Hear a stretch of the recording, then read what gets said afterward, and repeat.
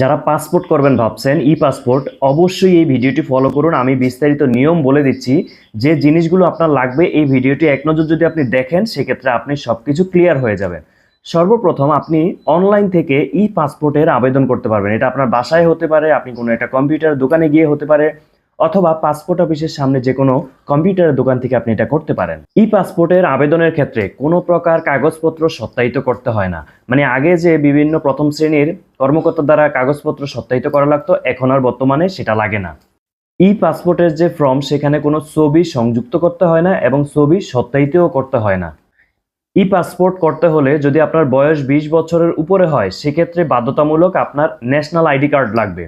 আর যদি 18 বছরের নিচে হয় সেক্ষেত্রে আপনি জন্ম নিবন্ধনের ইংরেজি ভার্সন ব্যবহার করতে পারবেন। যদি 18 থেকে 20 বছর হয় সেক্ষেত্রে জন্ম নিবন্ধনের ইংরেজি ভার্সন অথবা আপনি ন্যাশনাল আইডি কার্ডের কপি ব্যবহার করতে পারেন।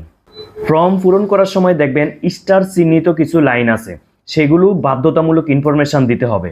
যাদের বয়স 18 বছরের নিচে তারা তাদের পাসপোর্টের মেয়াদ পাবেন সর্বোচ্চ 5 বছর এবং 48 পৃষ্ঠার। অনেকে পাসপোর্ট রি ইস্যু করেন, মানে আপনার একটা পাসপোর্ট আছে, আপনি আবার মেয়াদ বাড়ানোর জন্য আরেকটা করছেন, সেক্ষেত্রে আপনার পূর্বের পাসপোর্টটি প্রদর্শন মানে দেখাতে হবে। যদি হারিয়ে ফেলেন সেক্ষেত্রে একটা জিডি করবেন, জিডির কপির মূল কপিটি দেখালেই হবে। তবে 6 বছরের নিচে যদি কোনো বাচ্চার পাসপোর্ট করে সেক্ষেত্রে তার 3 সাইজের ছবি লাগবে, পাশাপাশি তার অভিভাবকের বিভিন্ন তথ্য সেখানে উপস্থাপন করতে হবে।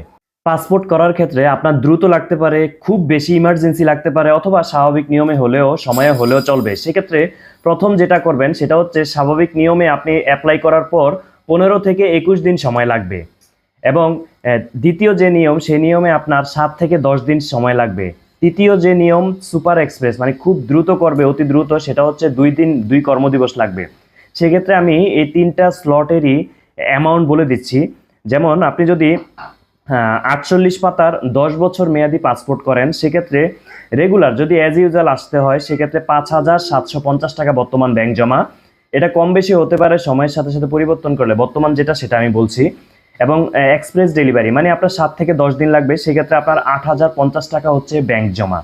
আর আপনার যদি খুব আর্জেন্ট হয়, একেবারে 2 কর্মদিবসের মধ্যে সম্পূর্ণ আপনার পাসপোর্ট হাতে লাগবে, সেক্ষেত্রে 10,350 টাকা আপনার ব্যাংক জমা দিতে হবে। 48 পেজ, 10 বছর মেয়াদ।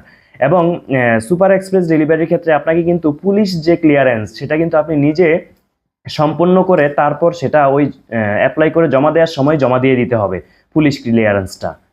তথ্যমূলক ভিডিওটি বেশি বেশি শেয়ার করার অনুরোধ রইল। অনেকেই কিন্তু এই ইনফরমেশনগুলো না জানার কারণে ভুক্তভোগী হয় বা ক্ষতিগ্রস্ত হয়।